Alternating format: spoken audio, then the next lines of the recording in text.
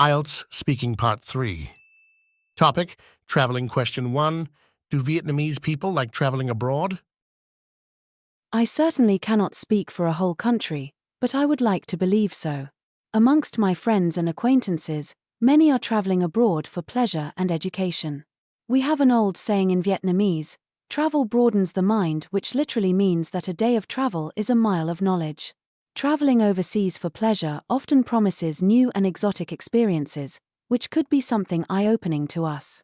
As for education, the Western-centric trend is still going strong in Vietnam, with millions of people every year signing up for overseas study or student exchange programs, and I believe it to be meaningful and beneficial, as long as each Vietnamese learns to be patriotic and comes back to serve our country.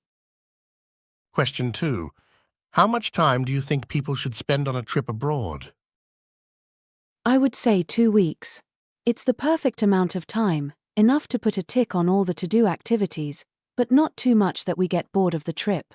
The first week can be all about partying and visiting new places. In the second week, we can spend time connecting with the locals, the culture, and learn to appreciate the strange land that we have been blessed to explore. That'd be an ideal if you ask me. Question 3.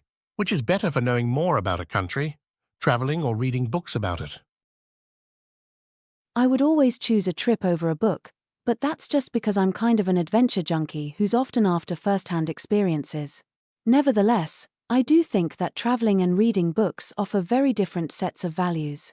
While books can provide various points of view and analyses on different aspects of a foreign country, traveling can make people feel more connected and appreciative of the country's landscape and people, though our experiences are likely limited by the places we've been to or the people we talk to, which in many cases may not be representative of the whole population.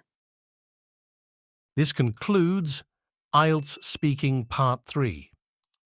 Thank you for listening.